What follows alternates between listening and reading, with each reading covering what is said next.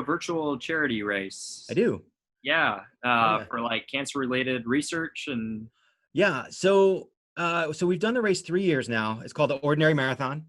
What we do is you know, one year we did have a live 5K. That was last year. We were going to have it again this year in my neighborhood, but obviously COVID happened, and we usually have it in May, and it just we couldn't do it.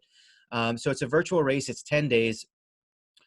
You know, a lot of people will think of it because it has the word marathon in the title and say, oh, I got to do 26.2 miles over those 10 days. And they see that as the challenge. And that's wonderful. But we really kind of make it as, hey, we don't want to discourage anyone. So anyone who thinks that, you know, I shouldn't join because I can't do a marathon in 10 days, it's still, I mean, for people who rolling off the couch to do 2.6 miles a day for 10 days, I mean, 10 days of that is fairly tough. So we just tell people to run your own race, but a lot of people will embrace it as a marathon and go out for that. The first year we raised money for American Cancer Society. The next two, we raised money for a local charity called the Samfund, which raises money for their grant-based program, and they raise money for young adult cancer survivors. And we had her on the podcast, and she told an amazing story about how, you know, she contracted, this is Samantha, who started the Samfund. She contracted cancer when she was in college. She had to kind of sit out for a year while she recovered. She went through a bunch of surgeries and treatment, and she got better. She's in remission. And what she noticed was, you know, there's a lot of charities out there for kids and children's cancer. And there's a lot of charities out there that benefit older folks for cancer, but that little young adult portion, and especially in the portion where kids are in school, they're coming off of their parents' insurance. They don't have careers and jobs. It can be very traumatizing for that age group specifically, especially because of those reasons. So we got involved with her and raised some money for her charity the last 2 years. We haven't really decided what we're going to do for next year's charity. We have a couple things in the works that may change, but we embrace our ties with the Sam Fund. You know, it's good to see people come together and for a common cause and run together and enjoy themselves. And then on top of doing all that, you know, you're helping a needy cause. And when you think about it, the sport of running, the sport of triathlon, all of us, a lot of the people get involved with it, and they raise money for causes, whether it could be any cause, American Cancer Society, Jimmy Fund, whatever it could be. This sport, hands down, has to raise more money from a more diverse audience and of people who donate than any other sport. You know, you might have a pro baseball player like run his own foundation and throw $5 million in there, but when you think about the people who run the New York City Marathon and do it for charity, or people that run Boston for a charity, and the minimums that they have to raise, and that they, you know, 3,000, 4,000, 5,000, whatever it is, and all of them do it. And it's just incredible, the spirit. I think, again, it just goes to the spirit of our sport. yeah, that is awesome what you guys do, and I agree 100% in the aspect of, yeah, it really, the running community is really tight and just can bring everybody together in that aspect. Yeah, well, it's funny. You know, I did my first New York City Marathon for charity for American Cancer Society. That's actually where I met my wife. She was my fundraising mentor for American Cancer Society. But I raised about $5,000 or $6,000 that year. I think I had to raise 3,500, and then I did it again the following year. And what I learned was, you know, when you have that weight loss story, people see you're working out. They'll say, yeah, sure, I'll give you $100. And then the second year they'll say, all right, I'll give you $50. And then the third year they give you the finger. So it's kind of hard to ask the same people for money over and over again, but you know, still we do it. And you know what, if Boston came calling and they said, hey, you want, you know, here's a charity spot for you, I think I'd take it and try to raise it, because it just, you know, running a race like that would mean that much to me. And I know I could probably raise the money, so I would do it. It's just, you know, fitting in the schedule and all that stuff. It's just, but that's kind of like, it's an attitude that you see prevalent throughout the running community, I think. Yeah, it really is. And I just want to touch on real quick with when we were talking about just your guys' virtual race, and the aspect of, it was really cool to see people fulfill their like marathons or half marathons or 10Ks or 5Ks just around their neighborhood, or like the guy in Italy who's like running it like on his balcony, or Oh, right. Yeah. Wasn't it? running around. It's been really cool to see that. Yeah. Well, it's kind of brought the virtual race kind of out of the shadows and elevated it a little bit, which was nice to see. It didn't really help our attendance that much, but, you know, it's virtual racing. It's funny. So we've kind of gone through, when I first started in the sport, I would never do a virtual race. It was one of those things where I looked at and I thought, why would I I can run on my own. Why would I pay someone to run when I'm going to do it anyway? So we really made a point to include a to make it charitable and to make sure that we were giving a good portion of the entrance fees to charity. B, to make the social media aspect of it as fun as possible. So we get a lot of people posting pictures and photos and videos, and we make a video at the end of the year where we just do a photo collage of everyone, of all the photos. And this year I got so many it was the first year that I had to like leave some pictures on the side because I couldn't jam them into the song that I picked. I would have had to pick another song. And then the third thing was giveaways. It's kind of nice. Look, the race had like 80 participants, 75% participants. We had probably about 10 to 15 giveaways. So your chances of winning something greater than the value of what you paid for, they were pretty good. So we get a couple of really good folks. People write books and they want to donate the books, or we had one guy who does, he woodworking metal racks, for people hanging them, and he donated one of those. That's Brian Burke. Brian's Running Adventures. I'll give him a little plug. You can find him out there. He does really great work, and for a guy to come out and just do that for free for somebody and a cause, I think was awesome. So we just try to make it worthwhile. We try to go, it's not just, some of the big races like New York can have the New York Virtual, and everyone tries to kind of just go off of the energy that brings in the name. But we have to come up with some more stuff, and so we try our best to give people to make sure that when they give us, they spend money on our race, that we give them that experience that is that at least that value.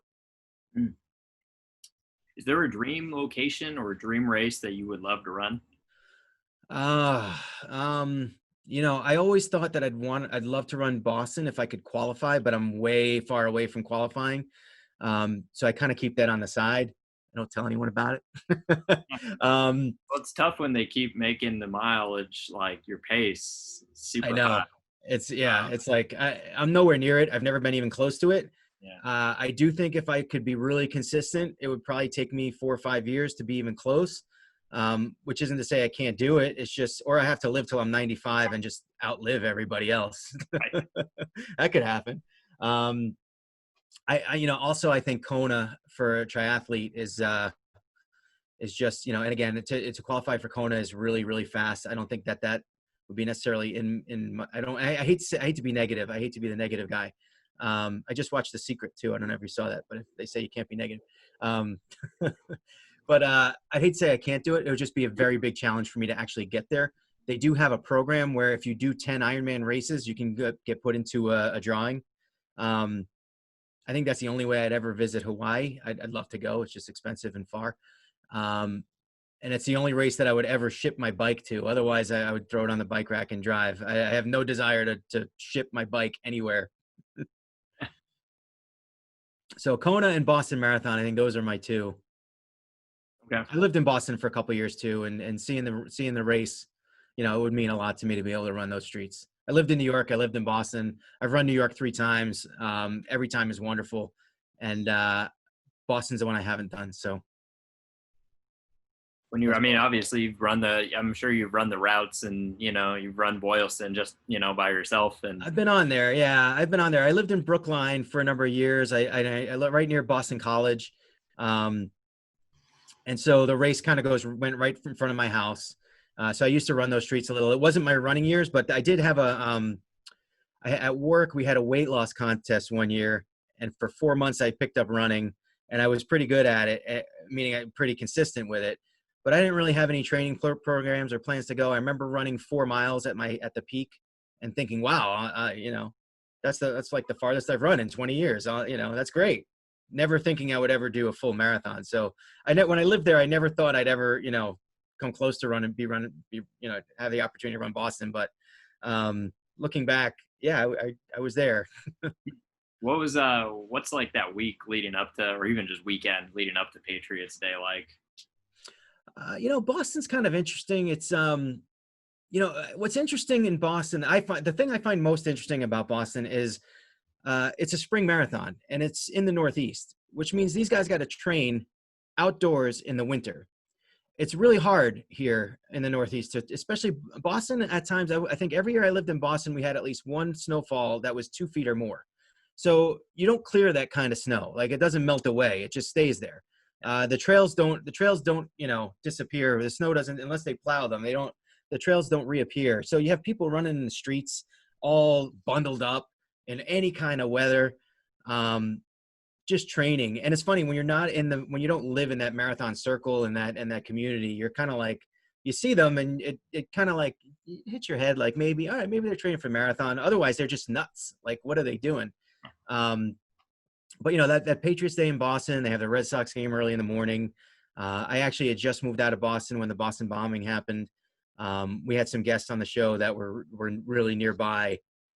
One that was still out on the route, and one who lost her hearing because she was so close to the one of the bombs. She lost part of her hearing, I should say. But amazing stories from that day, and it's just one of those things. But the sport of running, and then for the year after, for Meb to come and run it and win it. And then we had Des Linden win it a few years after that when she stopped. I don't know if you remember that story. You remember, yeah. So it was Shalane Flanagan who was more of the favorite, and she stopped to go to the bathroom because she wasn't feeling well. And Des stopped so she could pace her back. And then when she was pacing her back, Shalane couldn't keep up, but Des was like, "Oh, I'm feeling good," so she went for it and she won. And she was like an underdog, and it's right. It's rare to see an American win. Rare to see like an underdog, someone who's kind of like not expected to finish that fast, and she pulled it out. Just a few more questions here. Running goal for 2020. I know, obviously, we are where we are right now. But anything planning in the fall? You know what? So one of my athletes told me that she wanted to potentially run an ultra marathon. And I get like, I have this thing about coaching.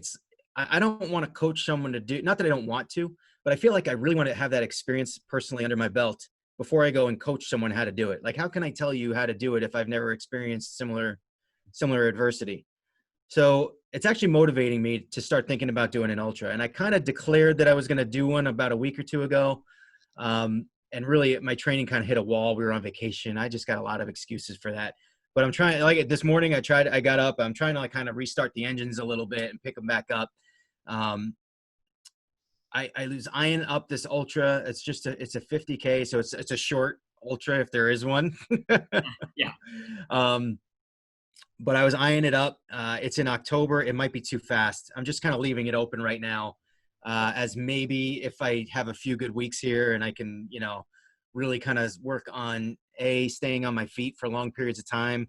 And it's going to have to be like an interval run, a run walk, type of thing, which I fully embrace. And I've embraced ever since I started Ironman training and working with, running and doing Ironman races, because you get off that bike after 112 miles. And if you can run the whole thing, God bless you. But it's better to have a strategy, So it's possible that I could do one this year. I'm just kind of leaving it open right now. I'm hoping to kind of build that discipline. As a coach, sometimes as an athlete a year ago, stupid things were not out of my realm, out of the realm of possibility of me trying to do. But as a coach, sometimes you gotta get to set a bit of a better example. And if it's not smart for me to go out and run 30 plus miles in a day in 2 months from now, then I probably shouldn't do it and should look for another one down the line. So an ultra is something I want to do. I would like to do it maybe by the end of this year. I just don't know if I have enough time to train, and I'm not going to be dumb about it. I'm going to just kind of roll with it, see how it goes. And if I feel like I can, if registration's still open and I feel like I can still do one, then I'll give it a shot. And if not, then we'll just wait till next year. I mean, you kind of touched on it a little bit, but what advice, I guess, would you give to someone looking for like a running coach? Running coach. Well, I'll tell you what, I've had a lot of consultations, and some people pick me and some people don't. And I always say, you got to find the person that works for you. Right. I've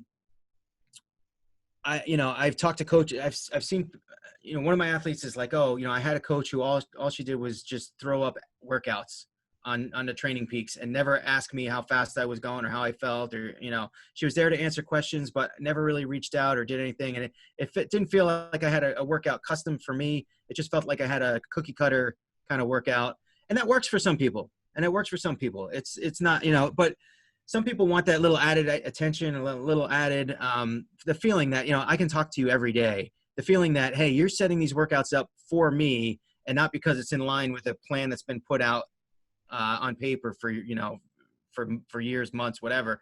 And that just happens to be what's on my schedule for the next day. You're not, maybe, you have a little nagging injury and, you should be pulling back, or, and that doesn't fit when you have someone who's just giving you that cookie cutter plan. Now, I don't want to belittle other coaches. I just think every coach is different, and you kind of just got to interview a few and try to find the one that you mesh with the best.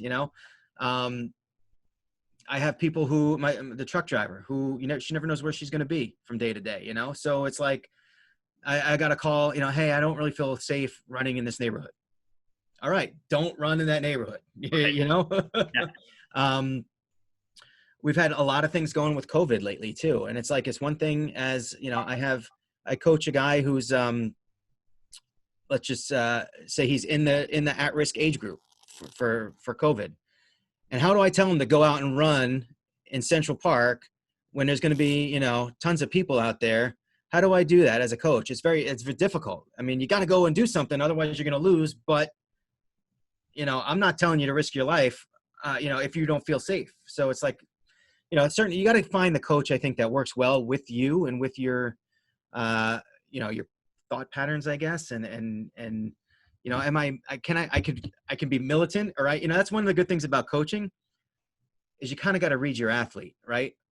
And so some athletes, they need to be told, get up and go run. You have to do it. They need to be, they need to be scolded. And some athletes, if you scold them, they're going to shrink back. So you have to know who you're talking to, what they respond to, and then kind of do your best to give them the feedback that they need. And that's the way I approach each client as if they're different, an individual. And I sit there, I only have 6 clients, but I sit there, it takes me hours to do training plans because I'm not just cutting and pasting and putting them in. I'm going day by day and saying, all right, I want you to do this on this day. And I'm writing details like, I'll send them YouTube videos of motivational speeches that I've watched that I think apply to them, or, it just, and for me, that works for me. That, I feel like I need that personal connection with my athlete in order to, to build trust and to build, and it really, I think it helps ultimately in the success. For the most part, I'm not training Olympians, so it's not like I'm sitting in the Nike Oregon, project or whatever, or trying to get to run a sub 2 hour marathon. I'm not that guy, but it's especially when I work with kind of like people, like normal people, meaning not the, the advanced, I kind of have like a good group of people that I work with. And, that's kind of my approach to it. Some coaches may be different. Some, some more, maybe just consistently militant. Some may be consistently casual. I'm kind of like, I try to roll with the punches and just be, I try to give my clients what they personally need, I guess is what I would think. That's kind of the way I approach it.